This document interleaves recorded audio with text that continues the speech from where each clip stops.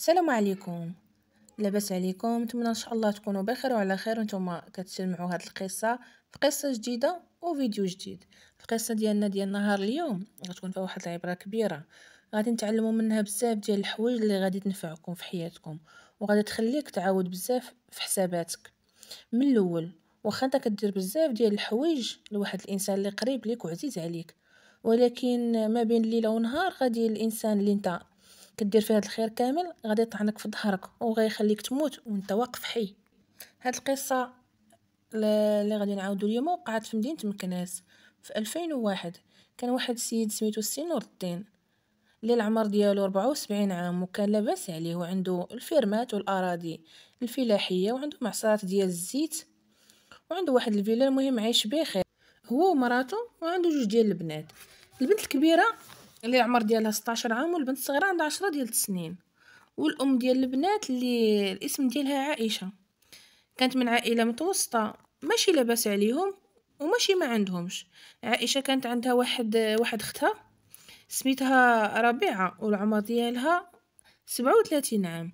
ربيعه كانت عكس الاخت ديالها عائشه، مجوجه بواحد الراجل ما خدامش فنيان وكتافو باردين لدرجه ما كيبغي يدير حتى حاجه، وكان ساكن مع نسابو في الدار ديالهم لدرجه كانوا كيصرفوا عليه من تقاعد ديال راجلها، حين راجلها كان متوفي. واحد المره ربيعه مشات عند اختها عائشه، طلبتها باش راجلها يخدم عنده راجلها سمير. قالت ليها راكي كتشوفي الحاله كيفاش دايره وما باغيش يخدم وكيضل ناعس بالليل وبالنهار يبات، وفي الليل تيبات عطيها غير الشراب والسهر. ديري فيا هاد الخير اختي وهضري مع راجلك باش يخدم ليا راجلي فاش ما كان، غير ما يبقاش مقابلني في الدار نهار كامل.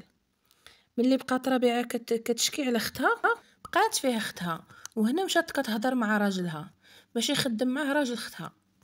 وحتى نور الدين ما خسرش ليها خاطرها، وافق يخدموا معاه في المعصره، ولكن من نهار خدموا معاه وهو معاه في المشاكل، حيت سمير كيجي سكران المعصره. وكان نور الدين فين ما كيحط شي فلوس ولا شي حاجه كيرجع ما كيلقاهاش. عاد ولاو كاع العمال كيتشكاو منه، في الاول صبر عليه، ولكن نهار على نهار كتر عليه. هادشي اللي غادي يخليه يجري عليه من المعصره. وهنا سمير غادي يمشي عند ربيعه وغادي يقول ليها هذاك راجل اختك جرى عليا من المعصره وطيح عليا باطل، وانا راني ما داير والو. ملي سمعت ربيعه هادشي مشات عند اختها وغوتات عليها، قالت ليها علاش راجلك يجري على راجلي من الخدمه وهو ما داير والو؟ انا عارفه راجلي ما يدير والو. وهنا بقات ربيعه كتهضر مع اختها وهي معصبه وبزاف. مشات عايشه عند راجلها وقالت لي انت علاش جريتي على سمير؟ قال ليها سيري قولي لاختك راه عندها الزهر ملي غير جريت عليه وما صيفطوش للحبس. هنا نور الدين قال لعائشه راه هز ليا الفلوس، هز لي 2 مليون من البيرو ديالي وديما كيلقص العناقصه من ستوك. هادشي اللي غادي يوقع من نهار ولا راجل اختها خدام معانا، كان كيهز السلعه من المعصره وكيعاود فيها البيع، وكيهز واحد الكميه كبيره بلا خباري. عاد خلي كل نهار كيجي سكران. المهم بقى على هاد الحال حتى دازت واحد المده وهي توفى الام ديال ربيعه وعائشه.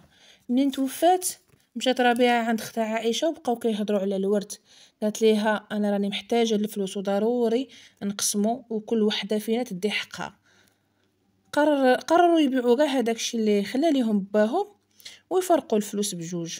واخا كانت عائشه ما محتاجاش حين راجلها كان لاباس عليه، ولكن مني شافت اختها كتحكر عليها وقررت باش يبيعوا ويفرقوا. هنا ربيعه راه ما مشاتش دارت بها شي حاجه اللي غادي تنفعها هي، وهي كتشوف راه راجلها ما خدام ما والو وما عندهمش حتى مدخول اللي غادي يعيشوا منه، وهي راه ما فكرتش في هذا الشيء نهائيا. ولات كتخرج هي وراجلها وكيسافروا وكيسهروا وكياكلوا على برا، يعني عايشين الحياه. ولا راجلها غير كيخسر في الفلوس غير على الشراب والقمر. وبقاو واحد المده وهما كيخسروا في هذيك الفلوس حتى ما بقى عندهم والو.